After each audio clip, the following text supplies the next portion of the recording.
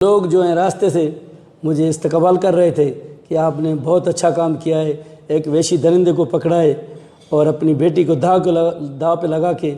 तो मेरी यही कहा कि भाई हम सिंध के लोग हैं, मेहमान नवाज हैं, वो 10 दिन हमारे घर में रही है, रोएगी, हमारे सारा ख़ानदान मर जाए तो मैं इसको नहीं छोड़ूंगा। 31 तारीख को ये तबस्सुम बेगम आई थी मेरे थाने पे, तो वहाँ मेरा बड़ा मुंशी हेड मोरर बैठा था। उसने बोला कि भाई खुदा इसकी मदद करो, हमें समझ नहीं आता ये औरत क्या कहती है। तो मैंने उसे इन्वेस्टिगेशन की पूछा कि बाबा क्या बात है। उसने बोला भाई मुझे एक बंदा लेके आया है, मेरे साथ ज्यादती भी की है और मेरी बच्ची भी छीनी है इन लोगों ने। पिस्टल उठा रहा था, मेरी बेटी ने बोला बाबा तुम जज्बाती हो, कहीं वो मुझे हाथ दे, आप ना बर्दाश्त कर सकें तो शूट कर देंगे तो हम तो गरीब हैं, मर जाएंगे। मैंने बोला ऐसी कोई बात नहीं है, चेनी पिस्टल नहीं उठाओ, ऐसे चलते हैं, कोई बात नहीं।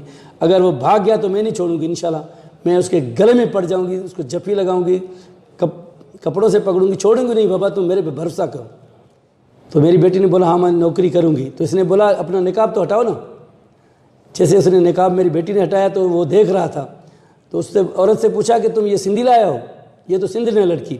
उसने बोला मैं सिंधी नहीं हूँ, मैं उर्दू स्पीकिंग हूँ, मुझे क्या पता। बोलो सिंधी में बोलो। बोलो मुझे सिंधी नहीं आती है।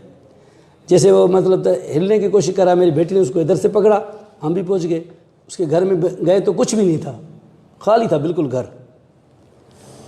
इस औरत ने बोला कि इस कमरे में इसने मेरे साथ ज्यादती की है, इस कमरे में मेरे को, इसमें कमरे में मेरी बच्ची को इसने बंद किया था।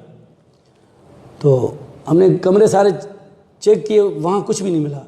एक गंदा सा कपड़ा पड़ा होता था, गिंदी पड़ी थी जिसमें वो बच्ची लपेटी हुई थी। तो वो बच्ची खौफ की वजह से हिली ना, तो हमने देखा कि यार इसमें क्या है। जब हमने उसको देखा तो उसमें बच्ची थी। उसने बोला यही मेरी बेटी।